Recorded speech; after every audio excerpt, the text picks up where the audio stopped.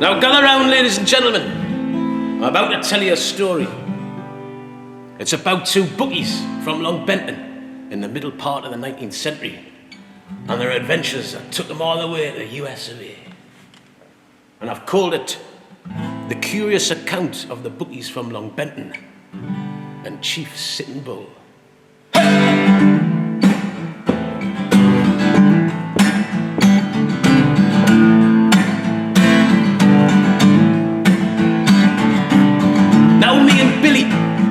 Bookies from Longbenton. We were raking in the shillings without the taxman's attention.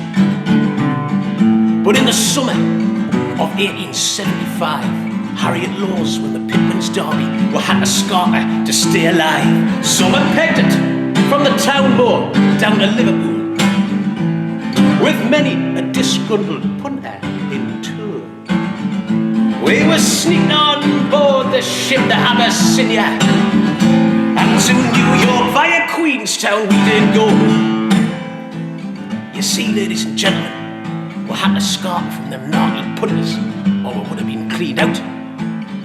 So off to New York we fled, you know, just to keep our heads down for a bit and that, you know what I'm saying. On the second day aboard the Abyssinia, there was a fella named Elijah loitering round the poker table.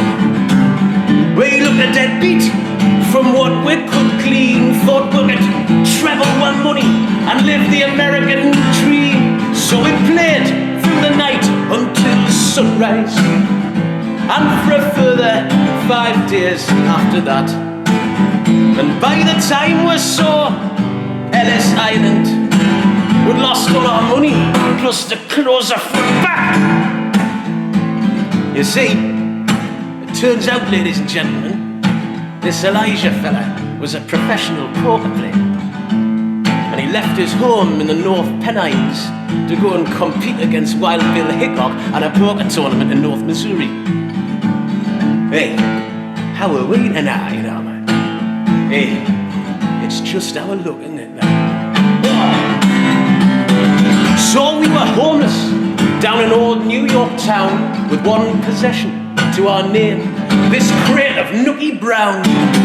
So we walked the 5 points down to Canal Street. Then we seen an Indian in some bother, drunkards firing at his feet. So we lamped the assailants with a bottle. We then went pegged it down the street full throttle. We stole some horses from Mulberry Bend. Then we're headed west with our new Indian friend.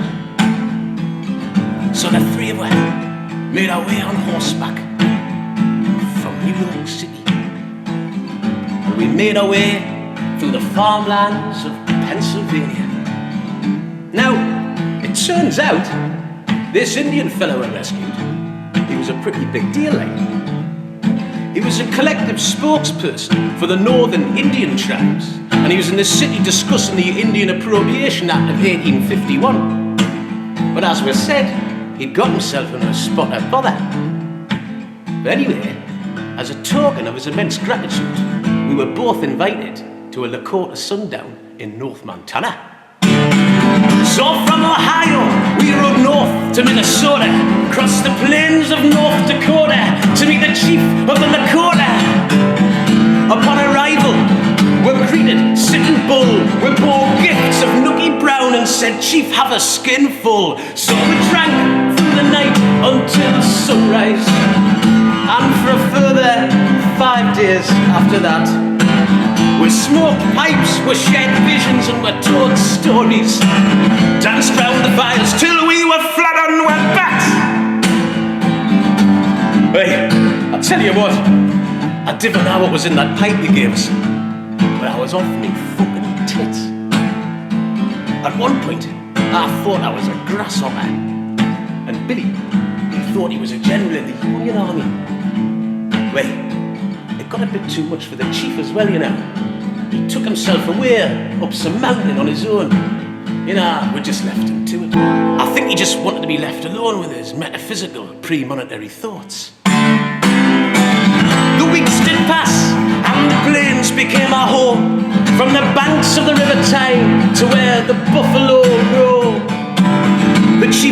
announced that we should take a Lakota bride, 'cause we are all Brother Earth and we should stand side by side. So we embraced each other by the river, and we spoke as the night did pass. But then after the midday sun, we heard soldiers at the greasy grass. So the two of us made our way to see what all the commotion was about. It turns out the village was under attack by the Union cavalry.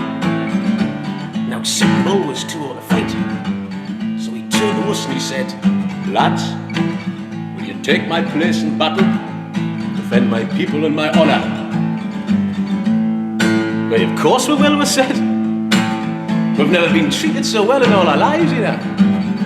So the two of us grabbed what weapons we could find, and we made our way to where the commotion was occurring. So we grabbed the horses and we rode them up the hill. Smoke and dust sailed the cavalry as we honed in for the kill.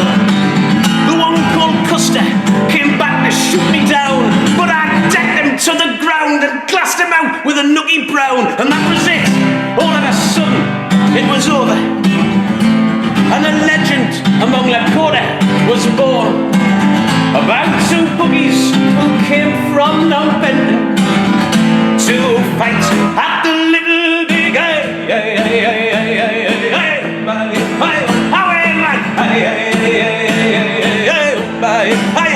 Chief man, give us with a peace pipe, come on,